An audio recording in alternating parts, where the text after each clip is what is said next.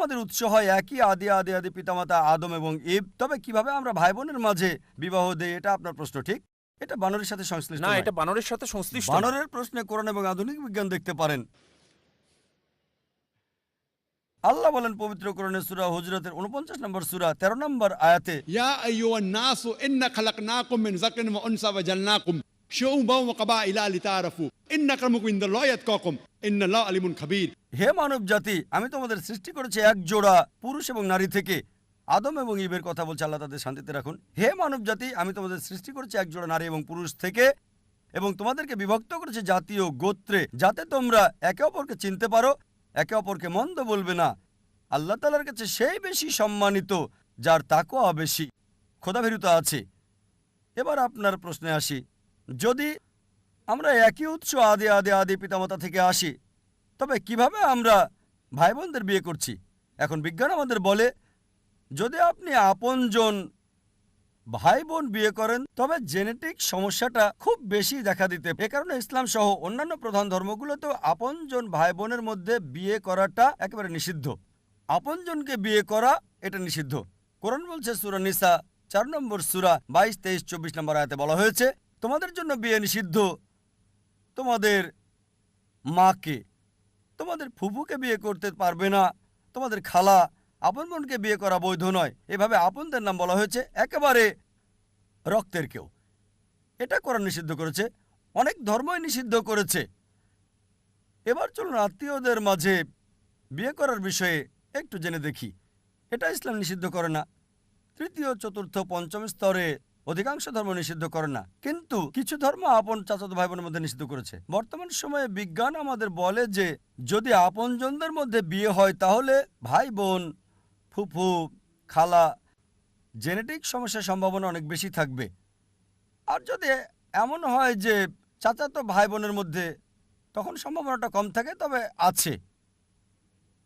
তৃতীয়, চতুর্থ আর পঞ্চম স্তরে কোনো সমস্যা নেই। যদি আপনি অপরিচিত কাউকে বিয়ে করেন, সম্পর্কের বাইরের কাউকে, অপরিচিতদের মধ্যে, তারপরও জেনেটিক সমস্যা হতে পারে, এটা অন্য বিষয়, কিন্তু হতে পারে। সুতরাং কোরআনের এই আয়াত যেটা বলছে আদম এবং ইভ আমাদের সবার আদি আদি উৎস, এর জন্য আমরা সবাই মানবজাতি, ভাই ভাই। ইয়া আইয়ুহান নাস, আমরা সবাই মানুষেরা ভাই ভাই। এই মানবতার ভাই ভাই হিসেবে যদি নিয়ম মেনে বিয়ে করা হয়, তাহলে কোনো সমস্যা নাই। আমি আপনার সাথে একমত, যদিও সব মানুষই আপনার ভাই বোন হতে পারে, তৃতীয়, চতুর্থ, পঞ্চম, দশম, শত শত, হাজার হাজার, লক্ষ লক্ষ, যাই হোক, আমরা হচ্ছে একটা বড় পরিবার, কিন্তু তাদেরকে বিয়ে করতে কোনো নিষেধ নাই। এমনকি বৈজ্ঞানিকভাবেও কোনো সমস্যা নাই। শুধু আপনজনদের মাঝে বিয়ে করলে আপন ভাই বা আপন ফুপু, আপন খালা, জেনেটিক সমস্যার সম্ভাবনা রয়েছে, কিন্তু অন্যদের ক্ষেত্রে নাই। তাই আমি আপনার সঙ্গে একমত, আমরা সবাই মানবজাতি, মানুষ হিসেবে ভাই ভাই। তবে তাদের বিয়ে করতে সমস্যা নাই, ইসলামে নিষেধ নাই, এমনকি বিজ্ঞানও সমর্থন করে। আশা করি আপনার উত্তরটা পেয়েছেন। পুরস্কার, যে ব্যক্তি তাগুতকে অস্বীকার করলো, উদারতা, ইবাদত ওই বিষয়েই করব আমি যে বিষয়ে মুহাম্মদ সাল্লাল্লাহু আলাইহি সাল্লাম শরীয়ত হিসাবে প্রবর্তন করেছেন, ভালো খবর, তারা এই পৃথিবীতে এবং কিয়ামতের মাঠে নিরাপত্তা পেয়ে গেল। ওহুম মুহতাদুন, আর তারাই হলো হেদায়েত প্রাপ্ত। মুজাফফর বিন মোহসেন। তোমরা শক্ত করে ধরো হাবলুল্লাহটাকে, এটাই হলো ইসলাম, এটাই হলো দ্বীন, এটাই হলো শরীয়ত। মুমিনদের জন্য যা মহান আল্লাহ পছন্দ করেন, দেখুন শরিয়াতের মর্যাদা। এখন একটা প্রশ্ন নিতে পারি আমার বাম দিকের ভাই থেকে? আমি মিস্টার রবীন্দ্রন, একজন সমাজকর্মী। আমি পিস অর্গানাইজেশনকে ধন্যবাদ জানাই এবং বন্ধু এরিয়ার ইঙ্গারকে। আমি ইতিমধ্যে বিষয়গুলো উল্লেখ করেছি আমার জার্নালে সর্বশক্তিমান এক ঈশ্বর প্রসঙ্গে। আমার একটি প্রশ্ন, ইসলামের অলৌকিকত্ব কি?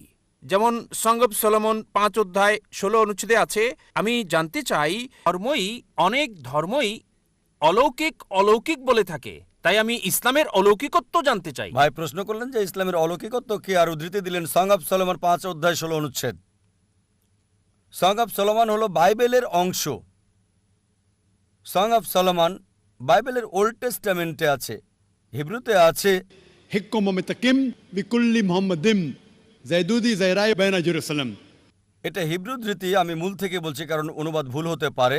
حكم ومتكم بكل محمد زيدودي زيراي بين جيروسلم যার অর্থ সে অতি মনোরম, সে প্রশংসিত, সে আমার প্রিয়, হে ইসরায়েলের সন্তানেরা। মূল থেকে বলছি কেন? কারণ মূল শব্দটা হচ্ছে মুহাম্মাদিম। হিব্রু ভাষায় ইমযুক্ত করা হয় সম্মান বোঝাতে গিয়ে। মুহাম্মাদের সাথে ইমযোগ করলে হবে মুহাম্মাদিম, যেমন এল্লো মানে ঈশ্বর, এলোহিম ঈশ্বরের প্রতি সম্মান বোঝায়। আর বাইবেলের অনুবাদের মধ্যে এই প্রপার নাউন মুহাম্মাদের অনুবাদ করেছেন অতি মনোরম। কিন্তু সং অফ সলোমন অধ্যায় 5 অনুচ্ছেদ 16-তে সর্বশেষ ও চূড়ান্ত নবী মুহাম্মদ সাল্লাল্লাহু সাল্লামের আগমন সম্পর্কে তার নাম সহ বলা হয়েছে। এবার আসি আপনার প্রথম প্রশ্নে, ইসলামের অলৌকিকত্ব কি? ইসলামের অনেক অলৌকিকত্ব রয়েছে। যদি সহিহ হাদিস পড়েন, সেখানে 300-রও বেশি অলৌকিকত্বের কথা উল্লেখ আছে যেগুলো নবীজি করেছিলেন। তবে যে অলৌকিকত্ব নিয়ে গর্ব করি তা হচ্ছে পবিত্র কোরআন। এটা হচ্ছে ইসলামের অলৌকিকত্ব। অন্য সব অলৌকিকত্ব আমরা বিশ্বাস করি, যেমন মুসা আলাইহিস সালাম সমুদ্র 2 ভাগ করেছিলেন, যীশু খ্রিস্ট আলাইহিস সালাম মৃতকে জীবিত করতেন।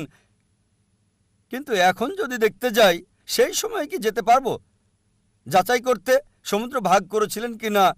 সেই সময় লোকজন মানত, আপনি মানবেন, আমি মানব। একই কথা অবিশ্বাসীদের ক্ষেত্রে অতীতে ফিরে যেতে পারবে না আর যাচাই করতে পারবে না মুসা আলাইহিস সালাম সমুদ্রকে 2 ভাগ করেছিলেন কিনা, যিশু মৃতকে জীবিত করেছিলেন কিনা, নবীজি মুহাম্মদ সাল্লাল্লাহু আলাইহি সাল্লাম চাঁদকে ভাগ করেছিলেন, কিন্তু সেই সময়ে যেতে পারবেন না। একটা অলৌকিকত্ব যেটা সেই সময়ের জন্য ছিল, এই সময়ের এবং শেষ সময় পর্যন্ত পবিত্র কোরআন। এটা অলৌকিকের অলৌকিক। আর 1 সপ্তাহ আগে, প্রায় 8 দিন আগে, এটা 12ই জানুয়ারি একটা লেকচার দিয়েছি, কোরআন এবং আধুনিক বিজ্ঞান সাংঘর্ষিক নাকি সামঞ্জস্যপূর্ণ। আর প্রমাণ করেছি এই কোরআন অলৌকিকের অলৌকিক। এটা শুধু অলৌকিক নয়, অলৌকিকের অলৌকিক। এটা সব সময়ের অলৌকিক। আগের সময়টা ছিল অলৌকিকত্বের, সেই সময় প্রমাণ করেছে। তারপর সাহিত্য এবং কবিতার যুগ আসলো। কোরআন হলো সবচেয়ে উত্তম সাহিত্য এই পৃথিবীর বুকে, মুসলিম এবং অমুসলিম আরবি বিশেষজ্ঞদের মতে। এখন যদি কোনো ধর্মগ্রন্থ কাব্যিক ভাষায় বলে পৃথিবী সমতল, বিশ্বাস করবেন? উত্তর হচ্ছে না। কারণ এখন সময়টা সাহিত্য আর কবিতার নয়, এখন বিজ্ঞান আর প্রযুক্তির যুগ। তাই 8 দিন আগে আমি প্রমাণ করেছি কোরআন 1400 বছর আগে যা বলেছে, বিজ্ঞান সেটা এখন আবিষ্কার করেছে। 20 বছর আগে, 50 বছর আগে, 100 বছর আগে, 200 বছর আগে। কে কোরআনে এসব কথা বলেছে? সর্বশক্তিমান ঈশ্বর ছাড়া কেউ না। সবচেয়ে ভালো অলৌকিক, চূড়ান্ত অলৌকিক, অলৌকিকের অলৌকিক হচ্ছে পবিত্র কোরআন।